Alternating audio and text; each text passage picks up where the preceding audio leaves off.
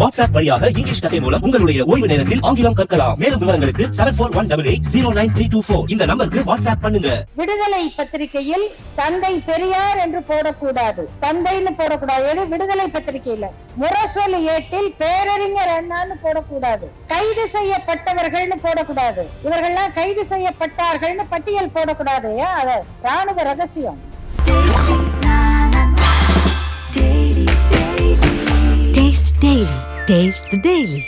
தந்தை பெரியாரை பற்றி, அவர் வயசானவர், அவருக்கு மூளை கெட்டு போச்சு, அவரை மூட்டை முடிச்ச கட்டிட்டு போ சொல்லுங்க என்று பேசினார் அன்றைய பிரதமர் நேரு. இன்றைக்கு அந்த நேரு அவர்களுடைய பேரனும் பேத்தியும் தமிழ்நாட்டுக்கு வந்து பெரியாருடைய கொள்கைகளை நாங்கள் இந்தியா முழுக்க எடுத்து செல்லுவோம் என்று சொல்லுகிறார்கள். ஆனா இந்த தமிழ்நாட்டுக்கு என்ன திட்டம் வரணும் அப்படின்னா, சேது சமுத்திர திட்டம் வரணும். அந்த பாலத்தை நம்ம தகர்த்து, அங்க என்ன ஒரு மேடு இருக்கு, மணல் மேடு இருக்கு, அந்த இடத்தை உயர்த்தி ஒரு துறைமுகத்தை உருவாக்கணும்னா அதற்கு கொண்டு வந்து இது ராமர் கட்டின பாலம் தான் அந்த கோடு அப்படின்னு காட்டிய பொழுது ராமர் என்ன என்ஜினியரா அப்படின்னு கேட்டு.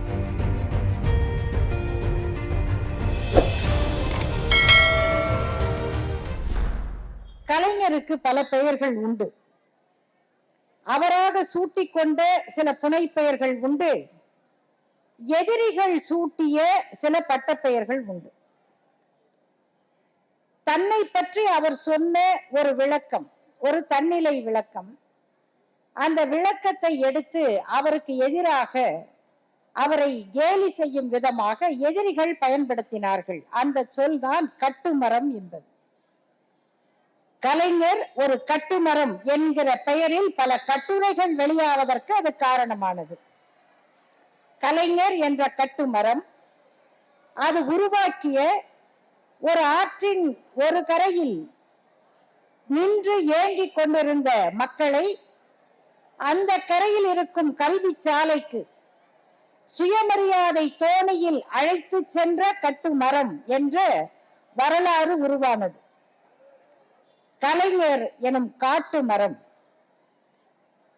நாம் ஏதோ பத்திரமாக ஒரு வீட்டின் வாசலுக்குள் வைத்து அன்பாக தண்ணீர் ஊற்றி வளர்த்து ஆசை ஆசையாக பராமரிக்கிற ஒரு வீட்டு செடியும் அல்லது தோட்டத்தில் வளர்ந்த மரமுமாக இல்லாமல், காட்டில் தோன்றி பனியில் இறுகி மழையில் நனைந்து கடும் வெயிலிலே கொதித்து கிடந்து சீசன்ட் வுட் என்று ஆங்கிலத்திலே சொல்லுவார்களே, அப்படி காலத்தினால் பக்குவப்பட்ட காட்டு மரமாக அவர் வாழ்க்கை இருந்தது.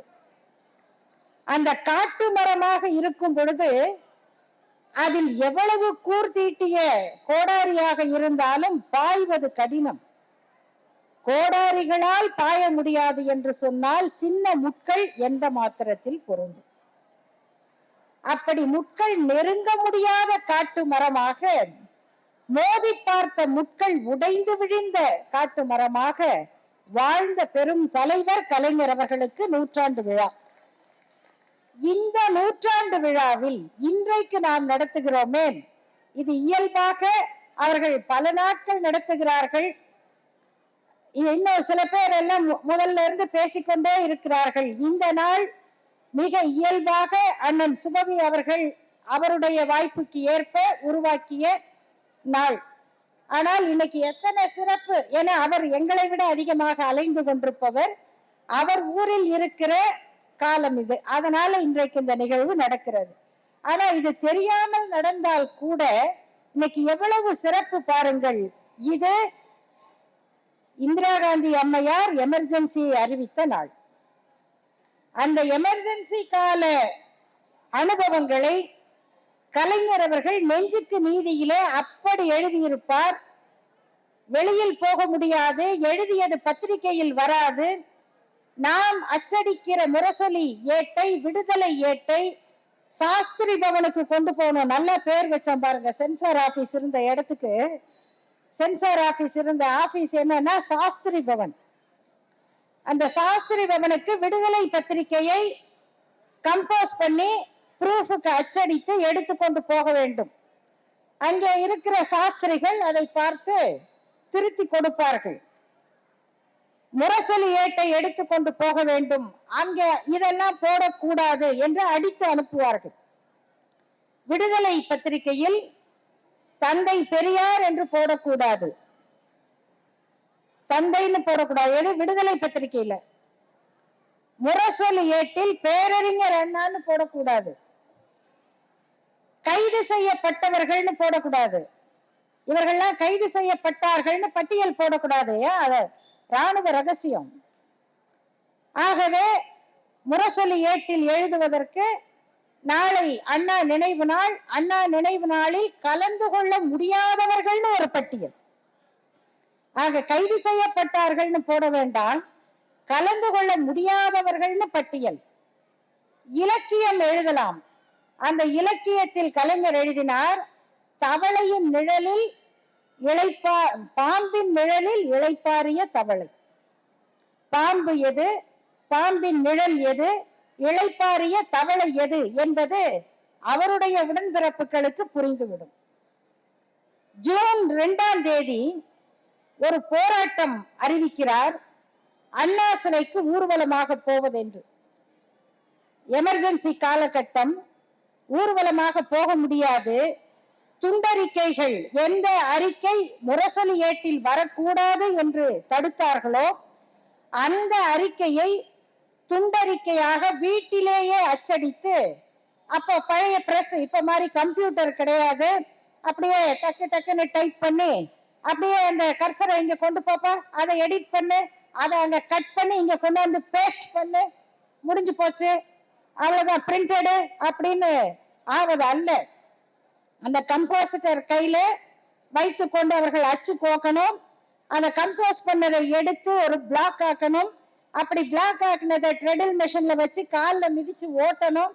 இத இப்படி தயாரிக்க வேண்டியதை அச்சடித்து பிளாக் செய்து கலைஞர் அவர்களுடைய வீட்டிலே வைத்து அவருடைய மகன்கள் தமிழரசனும் மற்றவர்களும் அச்சடிக்கிறாங்க. இரவு விடிய விடிய அச்சடித்த நோட்டீஸ்களை கையில் வைத்துக் கொண்டு கலைஞர் அவர்கள் காரில் புறப்படுகிறார். ப்ரொசஷனுக்கு பர்மிஷன் கிடையாது, ஊர்வலமா போக முடியாதுன்னு சொல்றாங்க. ரைட், ஊர்வலம் கிடையாதுன்னு சொல்லிட்டு 1000 விளக்கு பகுதியில காரை நிறுத்தி விட்டு கலைஞர் இறங்கி நோட்டீஸ் கொடுத்து கொண்டு நடக்கிறார். ஊர்வலம் இல்லையே, தனியா தானே போறேன், நோட்டீஸ் தானே கொடுக்கிறேன், போலீஸ் தடுக்க முடியுமா? அவரே இறங்கி நோட்டீஸ் கொடுத்து கொண்டு போகிறார். கலைஞர் இறங்கி தெருவில் நடந்தால் அப்புறம் அது தனிநபர் நடைய. அங்கே பக்கத்தில் நிற்கிற மக்கள் எல்லாம் அருகிலே வருகிறார்கள். தானாக அது ஊர்வலமாகி அண்ணா சிலைக்கு போகிறது. எந்த ஊர்வலம் தடை செய்யப்பட்டதோ அந்த ஊர்வலம் தனிநபர் பயணமாக தொடங்கி மக்கள் ஊர்வலமாக முடிந்தது. அண்ணா சிலைக்கு அருகிலே உட்கார்ந்து கலைஞர் அறப்போராட்டம் நடத்துகிறார். காவல் துறையினர் கொஞ்ச நேரம் பார்த்துவிட்டு சரி நீங்கள் கலைந்து போங்கள் என்று சொல்லுகிறார்கள். கலைஞர் அவர்கள் எழுதுகிறார், இல்லை என்னை கைது செய்யுங்கள் என்கிறார். யாராவது கைது செய்யுங்கன்னு சொல்லுவாங்களா? கைது செய்யுங்கள். ஏன் கைது செய்ய வேண்டும்? அவர்கள் முடியாது, இல்ல வேண்டாம், பிரச்சனை ஆயிடும் என்று அனுப்புகிறார்கள். கலைஞர் அவர்கள் எழுதுகிறார், என்னை கைது செய்யாதது எனக்கு பெரிய ஏமாற்றமாக போய்விட்டது. ஏனென்றால் அடுத்த நாள் ஜூன் 3 என்னுடைய பிறந்த நாள். நான் சிறைக்கு சென்றிருந்தால் என் தோழர்களோடு சிறைச்சாலையிலே பிறந்த நாளை கொண்டாடி இருப்பேன். உலகத்துல இப்படி திட்டம் போடுகிற தலைவர் வேற யாரையோ பார்க்க முடியுமா? தான் வீட்டில் இருந்த, கிட்டத்தட்ட வீட்டு சிறையில் இருந்த காலத்தை விட தன்னுடைய தொண்டர்களின் முகத்தை பார்க்க முடியாத அந்த ஏக்கம்தான் என்னை வாட்டியது என்று எழுதினார். இப்படியெல்லாம் எதிர்த்து நின்று அந்த நெருக்கடி காலத்தை சந்தித்து வென்ற கலைஞர் அவர்களுடைய நூற்றாண்டை அந்த நெருக்கடி நிலை அறிவிக்கப்பட்ட இந்த நாளில் நாம் கொண்டாடுகிறோம். ஆனா என்ன ஒரு மாற்றம் பாருங்க, அங்கிருந்து இங்க எப்படி வந்திருக்குன்னா, அந்த நெருக்கடி நிலை அறிவித்த அந்த காங்கிரஸ் இயக்கம் இன்றைக்கு திராவிட முன்னேற்ற கழகத்தோடு கூட்டணியில் இருக்கிறது. அன்றைக்கு நேரு அவர்கள் சொன்னார், இவங்கெல்லாம் யாரு, நான்சென்ஸ். தோழர் செந்திலதிபன் குறிப்பிட்டார். தந்தை பெரியாரை பற்றி, அவர் வயசானவர், அவருக்கு மூளை கெட்டு போச்சு, அவரை மூட்டை முடிச்ச கட்டிட்டு போ சொல்லுங்க என்று பேசினார் அன்றைய பிரதமர் நேரு. அது அன்றைய அரசியல்.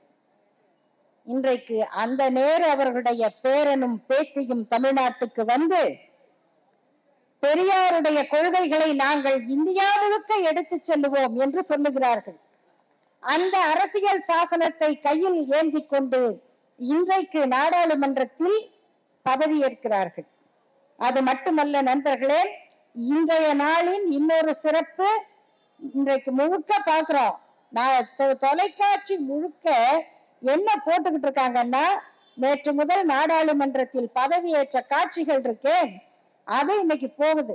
அத்தனை பேரும் உளமாற உறுதி எடுக்கிற காட்சியை நாடாளுமன்றம் பார்க்கிறது.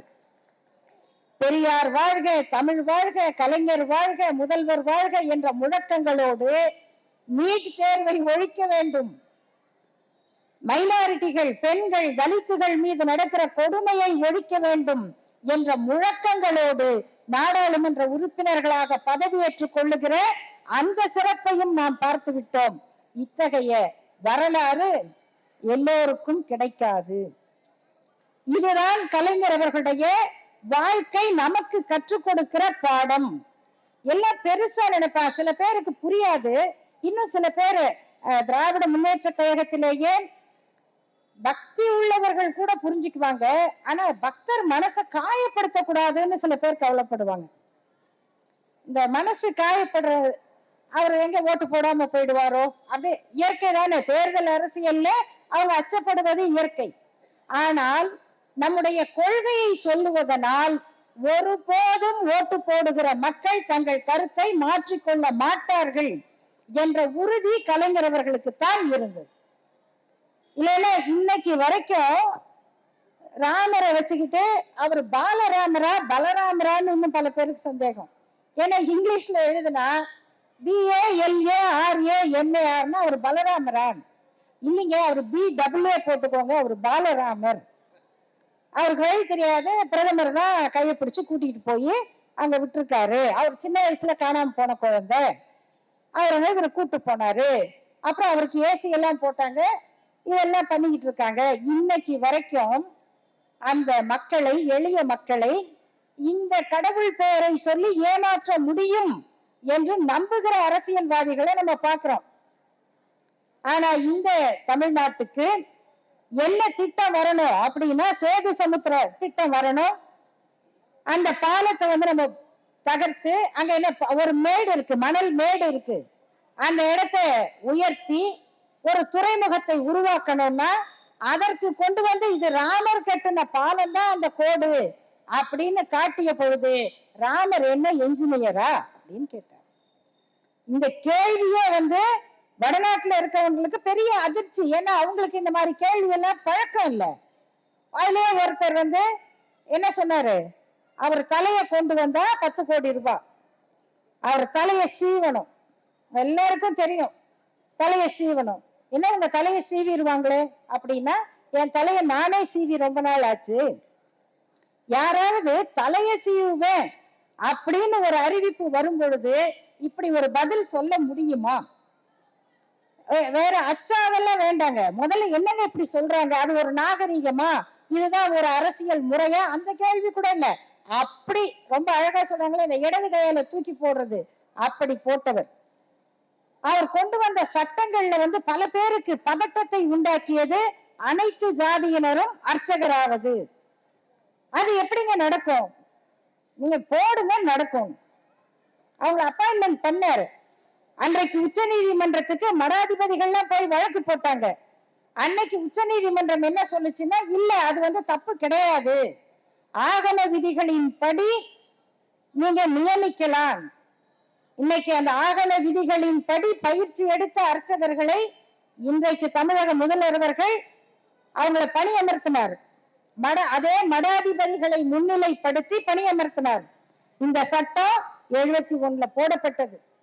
அப்ப மக்களுக்கு இதை யார் செய்யறது?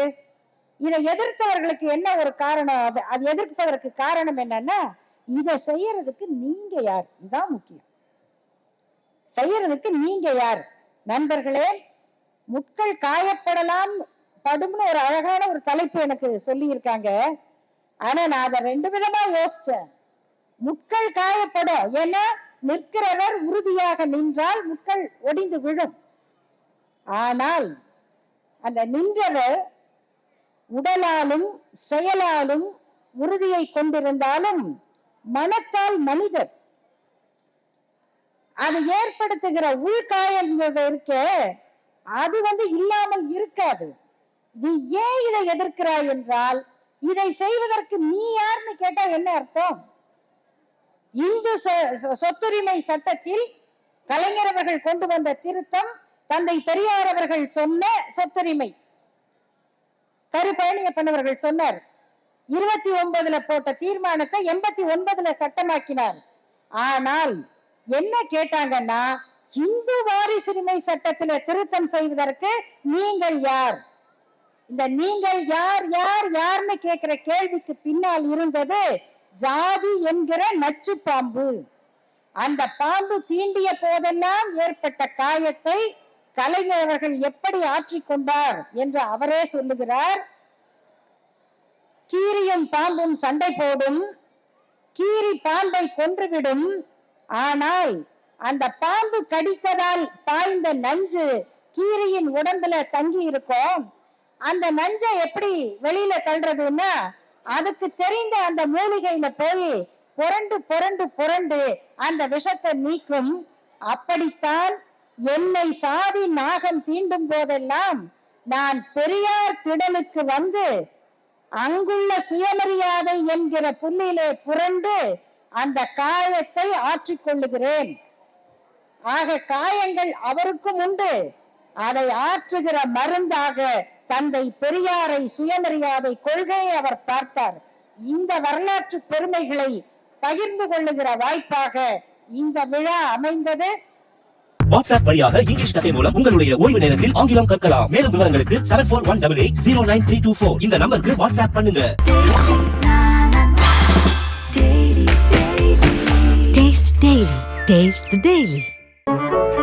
மின்னம்பலம்.com தமிழின் முதல் மொபைல் பத்திரிகை.